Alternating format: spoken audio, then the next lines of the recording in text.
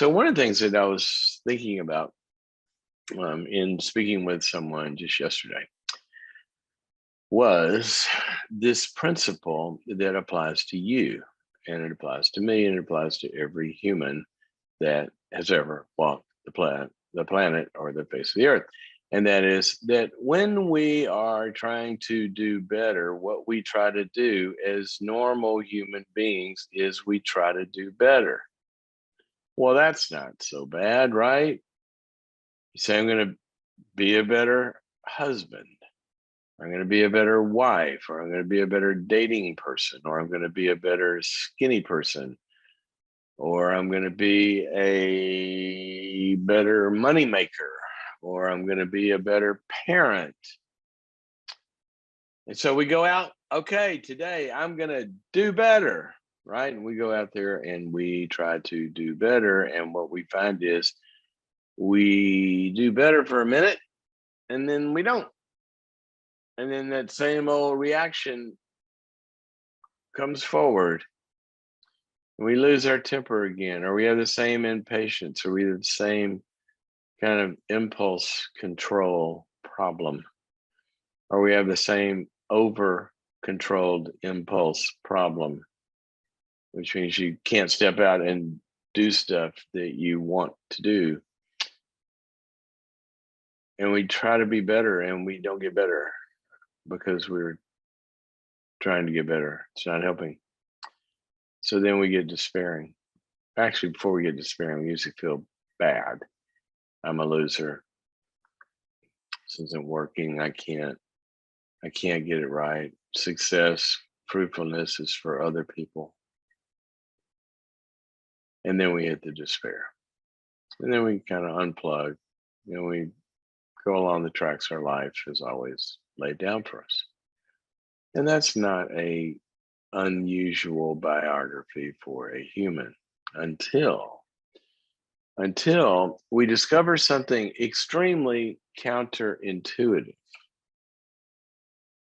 which means that when I am trying to build an outside world that works better, I don't start with the outside world. I have to start with the inside world.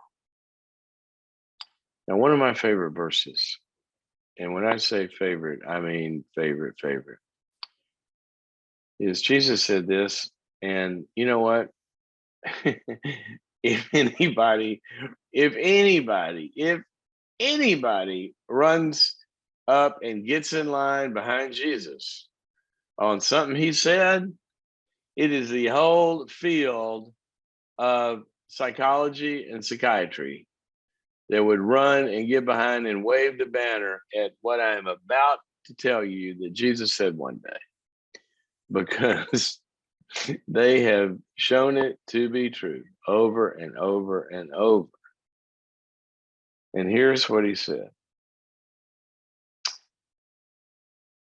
a good tree bears good fruit,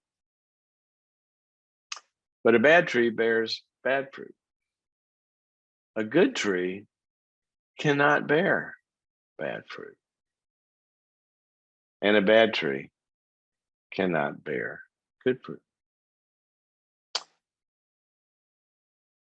Another place, going off the same metaphor, he said, so either make the tree good or make it bad, because the tree's gonna be known by its fruit. All right, so there's a moral application of that.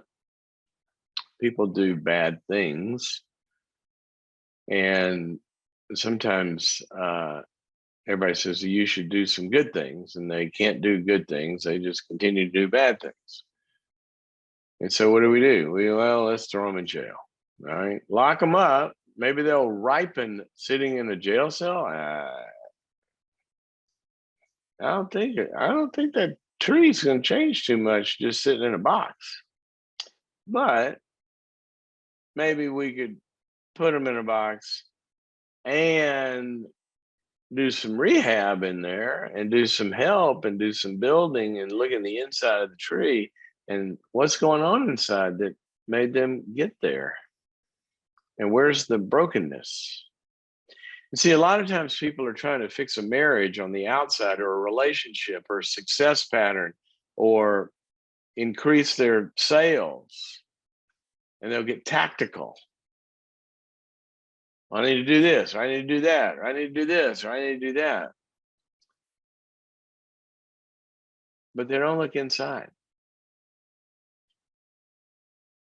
Or sometimes, one of my favorite ones, back when I was doing a lot of, just clinical work, and here's be one of my favorites. A couple would come to me and say, I go, what's the issue? How can I help? Well, we just need to learn to communicate better. I can't tell you how many times I've heard somebody say, we just need to learn to communicate better.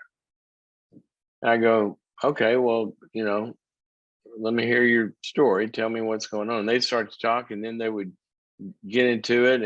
And all of a sudden I would just wave the flag and say, stop, guys, listen, you told me that you need to learn how to communicate better, right? Yeah, we need to learn how to communicate better. I go, there is no good way to communicate. You SOB, I hate you, and I hope you rot in hell. There's no good way to communicate that. So I don't know what communication tricks you're looking for to deliver venom and hatred and resentment and judgment and criticism and contempt and defensiveness. I don't know what trick on the outside you're looking for to wrap that poison up and deliver it in a way in which it will be helpful. I don't know that trick. But I think you better look inside at what's spilling out in your words. Won't be any better words to spew hatred and judgment and envy and bitterness and unforgiveness and all of that kind of gaslighting, toxicity, narcissism, whatever you want to call it. See, this isn't just, life's not something you just go do better on the outside. I was working with a extremely high performing athlete that you, if you're in a sport, you would recognize. Hit a slump and would go back to the field of endeavor. I'm not going to say what that is. Whether it's baseball field, basketball court, a football field, a golf course, whatever. Diving platform, swim pool at the Olympic level. They had practiced and practiced and practiced and practiced and practiced and practiced and practiced and still could not get out of the non-performing slump. Well, guess what? There was not a lot of absence of skills of how to communicate to the ball to do what they wanted it to do. It wasn't on the outside. It was on the inside. This particular person would they got into a downturn, and all of a sudden the negative voices and the fears and all that began to kick in. And every time they would go try to, perform, if something would even not just go exactly right, then they would begin to spiral. And then that affects the nervous system, and that affects the muscular system, and that affects the reactive time, and that affects the judgment, and that affects all of that stuff. And this once greatest player status this person had in the elite of the world, I could name this 1,000 times, dropped. Because they never had faced some stuff inside of the tree, inside their heart and head, that was hurt and wounded. Had been put down, specifically this one, by a very critical Father, whose voices this man would still hear when he made a mistake. You can't perform your way out of that. You got to look inside the tree. And some of you are in relationships, and a common one, a wife will say to a husband, can you, pick up that stuff that you left on the floor 8 years ago? I'm kidding. And he hears that as persecution. And all of a sudden, in the words of Gottman and others who research marriage and reactions, all of a sudden, one little piece of negative feedback, and he gets flooded and reacts. Well, you think you do everything right around here? Well, where did that come from? See, that came from stuff on the inside, in the tree. And so when you got all that junk inside of you, that hurt tree, that trauma in there, you can't respond well until you get some healing. So I don't know what your own path is. It's all of us. It's all of us. I wish I had more time. I would tell you a story of my own that I was sharing with my small group last night. Our couples group met last night. And it was about the way unknown and unresolved trauma that I carry around was affecting me. This was years ago. And I had to go into that trauma land inside of the tree. And then my whole relationship world changed. But we all have this, guys. So here's why I'm saying this. Be on a path, as Jesus said, and as all of psychiatry and psychology tells us, be on a path to begin cleaning out the inside of the tree.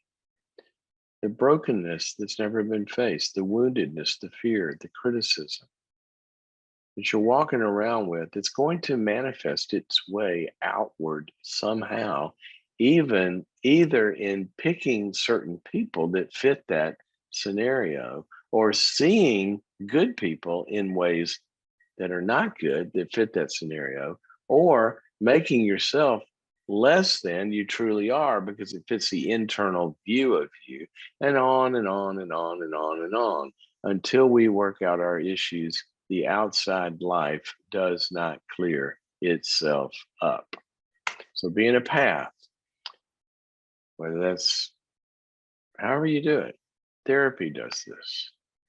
Spiritual direction does this. A small group going deep through a workbook. Go to boundaries.me and look at all the videos I have on there and talking about how to look at different issues. Become a subscriber there. But get with some people or a person or a guide, or preferably all of the above. And let's work on the tree and get better. I remember a woman one time who would just react and scream. We were doing a group in a hospital, and she would just react in family group, and scream at her husband. And we would try to get her to, just, can you calm down for a moment? And one day in family group, she just turns to him. He said something. She turns to him and she goes, "I'm sick of it, Dad." And everybody in the room went. And then she stopped and she looked at him and she started to weep. And the tears just became overflowing. And she fell in her husband's arms and she said, "I'm so sorry. All this time I've been talking to him and not you." Sometimes we don't know what's making us react. We just know we can't stop it. We need to be in healing processes, and our lives will turn around. They'll get better.